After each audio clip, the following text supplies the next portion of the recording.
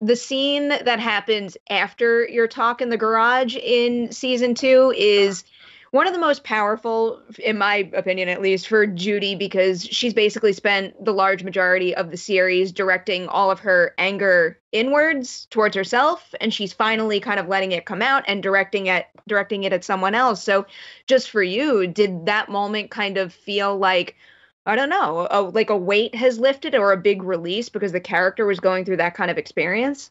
Yeah, it's actually really challenging. It's one of the biggest challenges of the part, although I have to say that there's a lot of challenges with that part. Um, Luckily so, I'm so lucky. But one of them is it's so much easier to play anger than it is to deflect all of the things that Judy has.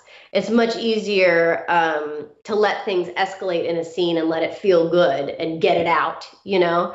Um, yeah, we emote, but there's this thing about anger that when you lock in, especially if you lock in an argument, it took retraining myself not to be angry.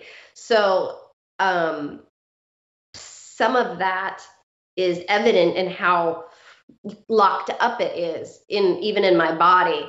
So that is a huge release, and it's something that I was waiting to do just personally as an actor, because I'm hanging on to so much in my body that just to being able to do that felt good. And you want the audience to feel like it's earned at some point too.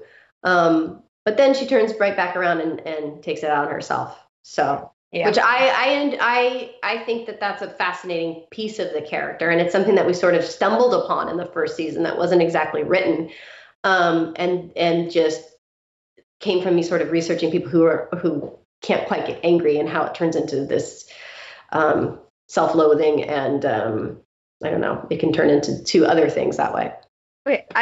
Okay, to follow up on that first, have you guys ever talked about maybe exploring, like, I guess kind of like the toxicity of friendships a little? Because now I'm thinking that in all of season one, Judy is constantly saying sorry to Steve, and then she kind of adjusts and does that with Jen too. So are there any lingering effects that we might see continue on from their back and forth in that respect? Possibly. I mean, here's the thing. Liz will tell me as much as she knows when I ask, and whatever it is that she comes up with, her and the writers, they're so phenomenal. It is something that I would have never thought of. So, but there's most things are there for a reason.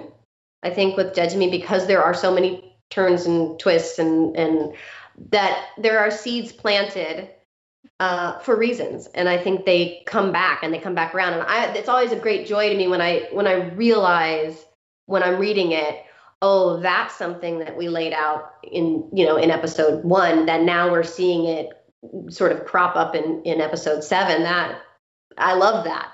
I couldn't agree more. I think that's part of the reason why it can be an absolute hilarious blast, but also have real meaning, not just to the characters, but just lessons about forgiveness that you could take with you and growth and self-worth. So I love that. One more spoiler question before I leave this territory here. So in season two, Jen kind of has a parallel storyline to what Judy went through in Yeah. season one. But the thing is, the gray area in this one is a lot different because Jen actually killed someone. She murdered someone. So what were kind of I guess, the conversations you guys had behind the scenes in order to make sure that even though she did do that to Steve, the audience is still rooting for her to get away with it?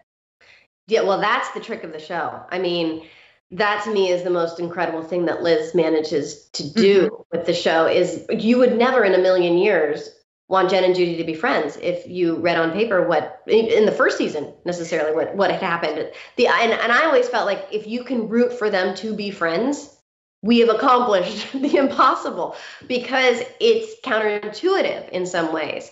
Yet when Liz lays it out, it seems so true somehow and natural that you want that to happen. And I think that also is, between Christina and I on set too, we have just such a wonderful relationship and a wonderful working relationship.